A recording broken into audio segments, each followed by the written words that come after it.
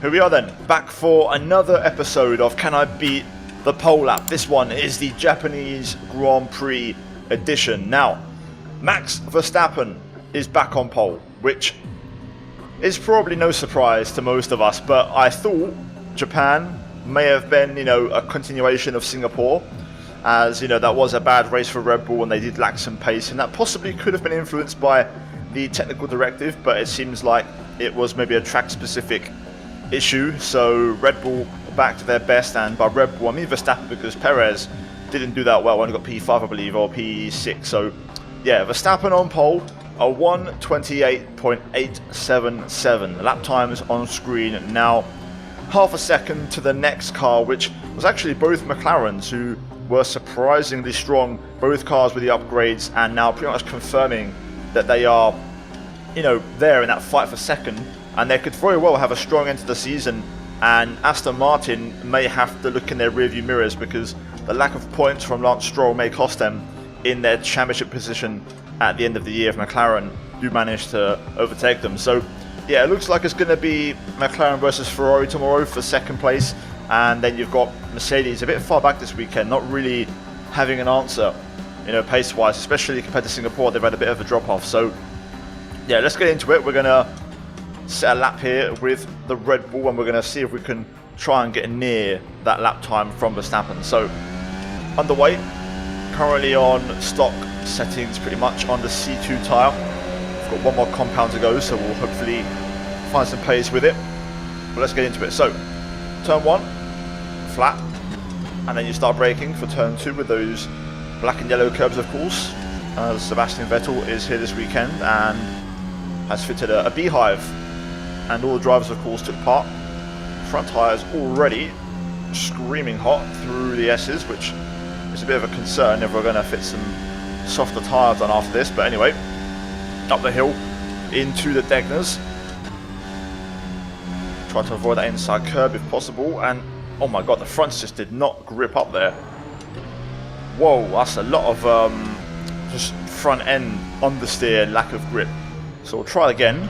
The fronts took an absolute age to cool off, which is a bit of a concern. Like I said, we got into the softer tyres, so we'll try that lap again. Oh, the fronts are completely fried yet again. Into the Degners we go. Going to scrub off some speed this time to get the car stopped at the apex and make the corner. Feels like I'm really slow. I've got no front end.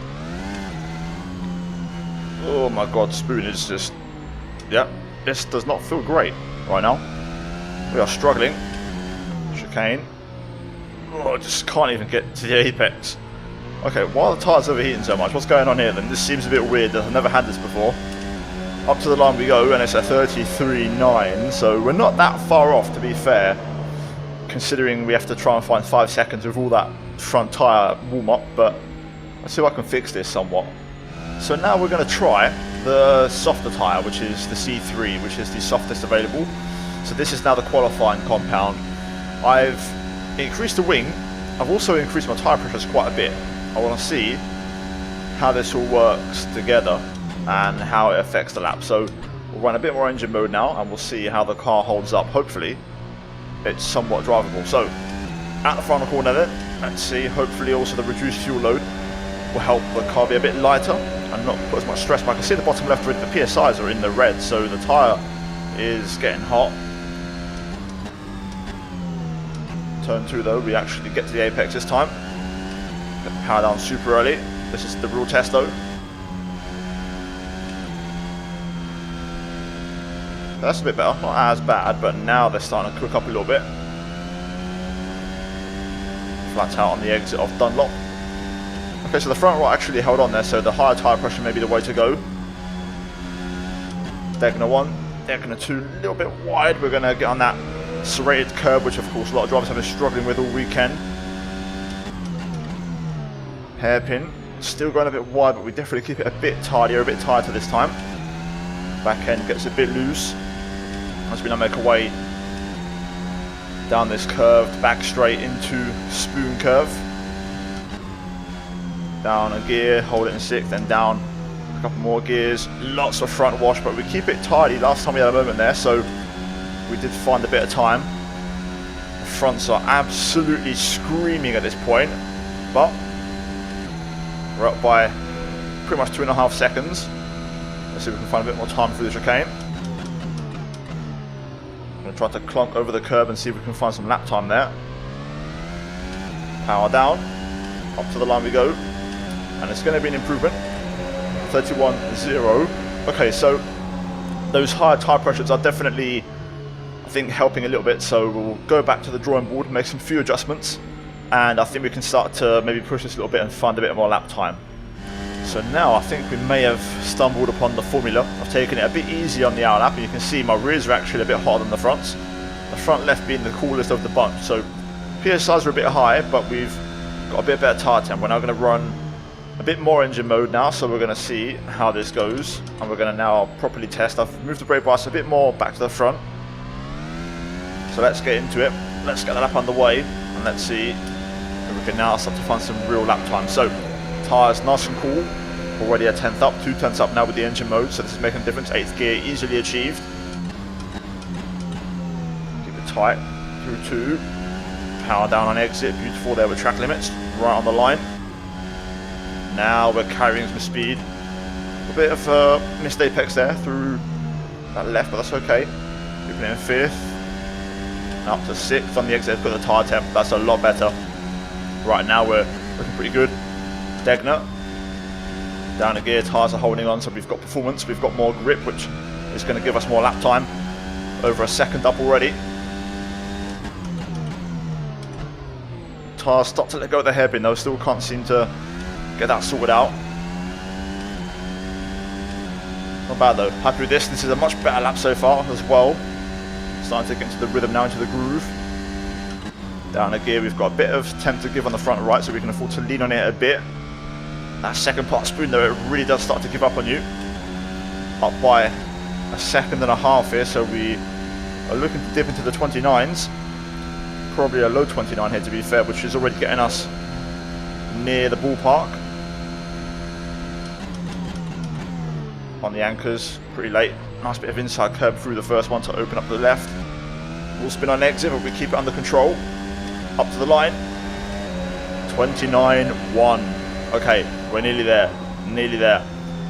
I reckon maybe a bit more front tyre pressure, and then we can really start to push, and hopefully we can go for it. The car's almost maxed out in terms of what I can do to it, so we're going to get into now my little sweat session. We're going to see if we can hopefully improve. I reckon we can.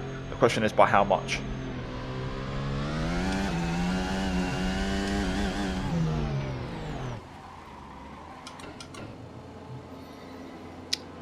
Well, start to the lap I wanted there. Track limits.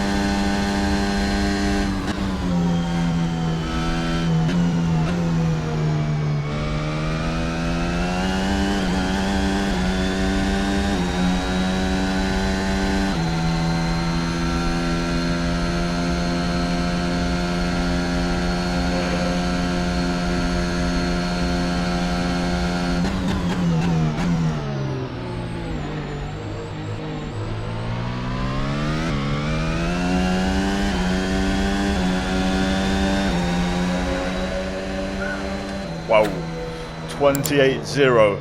There it is. smashed it. I knew the lap was there, I just had to try and hook it up. Especially when the tyres got hot, you've got to try and hold onto the car and not let it go. So it meant scrubbing off more speed than what you would think feels good, but you have to do it, otherwise the car just doesn't stick to the road. So job done. We beat it by 8/10, that was a pretty clean lap to be fair. I don't know if I'll find a lot more than that. That was very nice. Kept it nice and smooth and try not to overdrive the car too much, otherwise that's when you're going to get, you know, small corrections, oversteer and tyre temp issues. So that was a very good lap.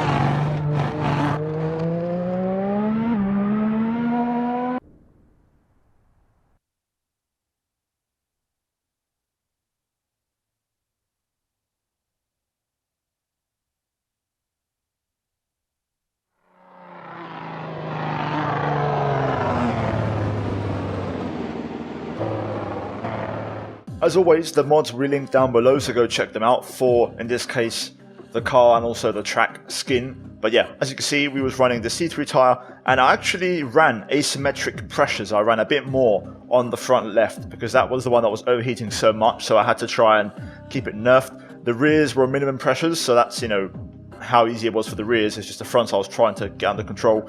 The fuel, 5 litres, which if I could have maybe gone for 4, but at the time when I did the setup it was giving me a bit more of a lower estimate, so I played it safe just to be sure. Electronics I set to qualifying and motor, which is the highest available. I did struggle with quality a few times. It's maybe a bit too aggressive at times, you have to be careful. Luckily the track's not really limited, so it's not an issue. We then aero went actually maxed out on the front wing and 1 short on the rear, so pretty high on the wing. Again, we had very strong engine motor use, so we can afford to go higher on the wing to make up for it and also help out some of that cornering and overheating in the corners. And then alignment was default, dampers default because the car feels pretty decent on those settings. Brake bias 59, I tried 58 but I had a bit of rear locking at times, and then yeah, everything else is completely stock and default. So guys, there we go. Hopefully you enjoyed it. This one was a lot of fun. I love driving Suzuka, and yeah, back to the status quo. Verstappen on top in Formula 1 yet again. Guys, cheers for watching. Like the video, let's try and smash over 1,000 likes. Subscribe for more daily F1 content on my channel, as I'm trying to reach the 100,000 mark on the channel this year. Guys, if you want to help me get there, I would massively appreciate it. And yeah, it's always a big shout out to the members for supporting the channel and the content. As always, check out the 2 videos on screen. And yeah guys, I'll see you in the next one. Take care, and that's goodbye from me.